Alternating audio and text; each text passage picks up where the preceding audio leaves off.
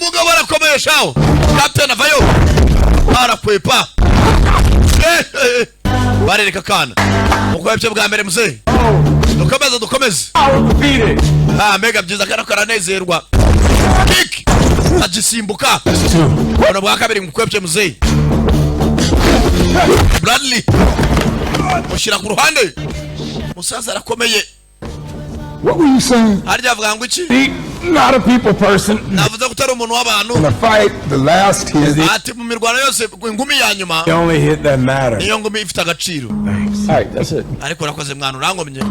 Captain America doesn't get to take 5. Ati Captain America ntago bisaba gushishana guhangana nawe. Katubikore. I need to take this. Baretse gatunyene kwita bi telefone. I'm not taking 5. Ntago ari inshishano zisabwa zonyene guhangana.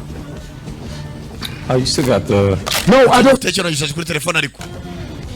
Maybe I wanted it on there. Aho mwana kuchumanga mina wasanga cyo gishaje nagishakaga. Cyayisha kizana kizana screen. Oh, you want me to make the text bigger? Wareka ngakuzumingira amagambo. Yeah, I'll hold for the president. Numurari president nabyumva.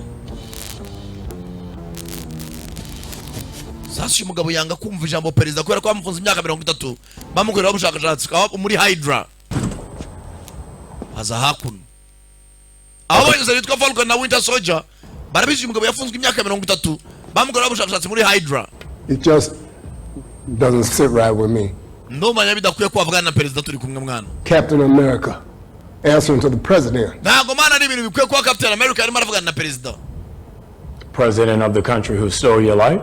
Ati wowe urobabajwe nuko president uri wari wakwambuye ubuzima. Not just that. Nagari byo ngibyo. We're talking about Thaddeus Thunderbolt Ross. Ati ndimo navuga Thaddeus Thunderbolt Ross.